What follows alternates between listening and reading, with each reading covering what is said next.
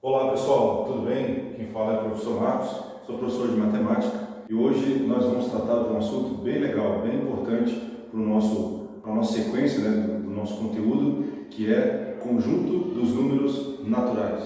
Então nós falamos na aula passada sobre sistema de numeração, sendo ela egípcia, romana e indo-arábica. Então hoje, nesse vídeo, nós temos a oportunidade então, de conhecer um dos conjuntos mais importantes da matemática, que é o conjunto dos números naturais, tá? Então, a ideia aqui é trazer essa ideia de que nós temos a oportunidade, então, de conhecer, lembrando sempre que nós temos a observação na natureza, porque Deus cria todas essas coisas, e nós temos a oportunidade, então, de observarmos como é o comportamento daquilo que Ele cria.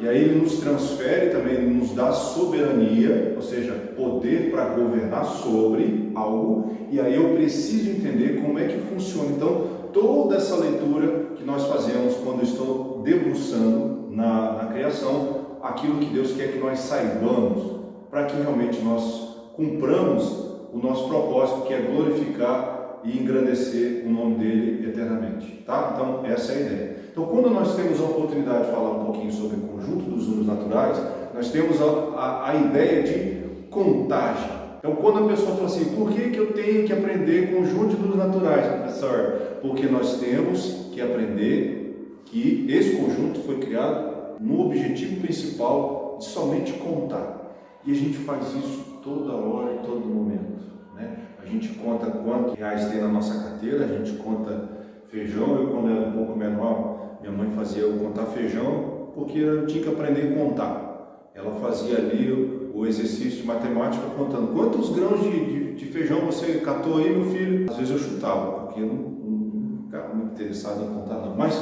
enfim, não é o nosso objetivo aqui. Mas toda vez que nós temos a oportunidade de fazer contagem, contar figurinha, quando tinha ali a época da Copa do Mundo, contar quantos dias você está nessa terra, quantas horas falta para bater o recreio ou para ir embora, entende? Então todo esse processo de contagem que inclui é o conjunto dos números naturais. Muito bem, é isso que a gente vai aprender hoje, é isso que eu quero trazer para você, esse entendimento, pensando sempre que você viu isso em sala de aula, e aqui a gente está dando uma reforçada, porque o nosso objetivo é que você vá bem na prova do certo? Esse é o nosso papel aqui. Então, nós usamos o conjunto dos números naturais, e ele é representado pela letra N, N de natural, ok? É natural. Mas, professor, a gente não encontra esse número natural. Assim como nós temos a oportunidade de ver uma árvore, assim como eu tenho a oportunidade de ver meu pai, o meu cachorro, é natural que eu pegue ele, é natural que eu observe, mas não é natural esse número. Eu sei, cabeção, mas nós estamos tratando de um conjunto que só serve para contar. Você não vai encontrar um 8 dando tchau para você na rua 15, você não vai encontrar esse tipo de número dando tchau para você nem tirando uma selfie contigo. Vai ou não vai? Não vai. Mas, como eu tenho intenção de entender esse número que está chegando na minha mão, e como eu faço a leitura dele, por exemplo, e se ele é ou não é natural, aí quem vai te dizer para você é o sistema, tá? Então, o conjunto. Então, nós classificamos o conjunto dos números naturais, você já deve ter visto isso, em ordinal e cardinal. O ordinal já vem de ordem. Primeiro, quem é o primeiro da fila? Quem é o segundo? Quem é o terceiro? Você tem processo de classificação, por exemplo, quando você passa um concurso, eu estou em 54º, eu estou em 22º, eu estou em 18º, então essa é a sua colocação. Então, o número natural também, mesmo sabendo que a ideia principal é fazer contagem, mas eu tenho condição, então, de trazer a ordem dele. E os números cardinais é assim, 14, 15, 18, 20, então são números cardinais, tá certo? Se você olhar lá na página 13, na página 11, você vai encontrar mais ou menos essa ideia, e eu tenho certeza absoluta que o professor passou isso para você, tá bom? Outra coisa importante, lembrando que essa aula aqui é só para trazer a essência, sabe? Trazer aquilo que é importante para que você desenvolva aí o teu processo de avaliação. É a ordem e a classe do número. Isso aqui é importantíssimo você de sexto saber disso. Você vai usar isso no sétimo, você vai usar isso no oitavo, no nono, no ensino médio. Na sua vida pessoal você vai usar isso. Então é importante você saber que todo número que está apresentando para você, ela tem uma ordem e ela pertence a uma classe. Toda ordem gerada, que são 3 algarismos. Ah, professor, você não falou, mas nós temos, falei sim, nós temos 10 algarismos. 10 algarismos. Ele vai de 0 a 9. 10 não é algarismo, 11 não é algarismo, 15 não é algarismo, 1 milhão não é algarismo. Não é algarismo. Vou botar isso na sua cachola. 1000, 10, 15, 18, 51, 50, não é algarismo. Algarismo é de 9, de 0 a 9. Entendeu? Pergunta? Não dá, você está no vídeo, não dá para perguntar. Mas pergunta para o teu professor. Beleza? Então vamos lá. Então, quando esses algarismos entram nas suas ordens, ou seja, a cada 3 ordens, eu tenho uma classe. Repete comigo. 3 ordens, uma classe. 3 ordens, uma classe. Repete comigo. 3 ordens, 3 ordens é igual a uma classe. Então eu tenho a classe. Eu tenho que prestar atenção que ordem não é igual a classe. Senão você vai tomar na cabeça. Presta atenção aí. Quando eu falo assim, você toma na cabeça, eu vou traduzir isso para chupeta. Não seja chupeta. Não erra com bobeira.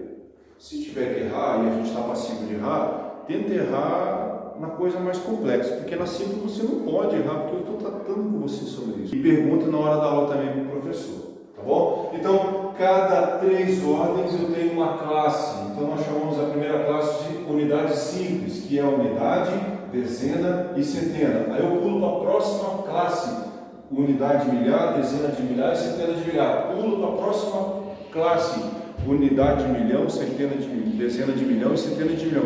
Pulo para outra classe, bilhão, pulo para outra classe, trilhão, e assim sucessivamente. O número, como eu falei na aula anterior, ele começa na unidade e termina no infinito. Eu vou dizer que é infinito porque tem várias classes na frente da unidade simples, tá certo? Então, quando eu tenho um algarismo, deixa eu pegar outra cor, vou pegar laranja. Gosto muito de coisa. 4, algarismo 0, o 9, o 7, o 5 e o 3. Então eu tenho esse número aqui, depois é preciso ser necessário, eu acredito que você já deve ter visto isso no Fundamental 1, como eu faço a leitura desse número, né? Como ele está na classe dos milhares, então a gente está falando de 1000. Ele está na classe do milhão, então eu vou falar de milhão. Ele está na classe do bilhão, então eu vou falar de bilhão, tá certo? Então quando eu olho para esses números, eu observo que tem alguns algarismos, assim, olha, não tem unidade, é ausência de unidade, não tem condição de ter unidade, não tem condição de ter centena, não tem condição de ser dezena, enfim. Quando isso acontece, nós representamos pelo número 0. Então 0 significa não tem unidade nenhuma aí. Não tem unidade de milhar, não tem unidade de centena, não tem. Então 0 aqui é 0. 0 é nada. 0 como é chamado? Nada. 0 é nada. Tá bom? Então, como é que eu faço essa leitura? Então, eu vou pegar ele na centena de milhar, então é 300, certo? 300. Dezena de milhar, 50. Unidade de milhar, 7. Então, como está na unidade, na classe milhar, então a gente chama isso de 1000. Então, é 300. Aí eu vou escrever, tá, gente? Então, a gente está falando de 357.904 unidades. 357.904 unidades, tá bom? Quando eu estou tratando de quantidade, eu tenho que expressar isso, né, em algo que é mensurável, que é palpável. Então a gente coloca tá? Unidade, tá bom? Aí quando entra as grandezas, aí você coloca quilo, você coloca reais, você coloca tonelada, você coloca litro, tá certo? Mas como nós não estamos falando de grandeza, então nós usamos a unidade como referência de quantidade, beleza? Alguma dúvida? Eu pergunto para o professor. Então, eu tenho aqui como eu faço a leitura desses números. E aí, muito provável, que aí vou dar dicona para você, muito provável que o professor coloque esse número aqui, por exemplo, e diz quantas ordens e quantas classes tem esse número aqui como nosso exemplo. Putz, agora lascou. Perceba. Quando nós estamos tratando de classe de números, geralmente eles deixam um espaço aqui, Tem alguns autores, alguns cabeçudos aí de matemática, que escrevem esses livros didáticos, ele coloca alguns pontos assim, para separar. Está errado? Não, está errado não, está certo. Mas eu estou adotando aqui um sistema de separação, então eu separo, eu deixo um espaçozinho entre essas classes. Então, o que você faz?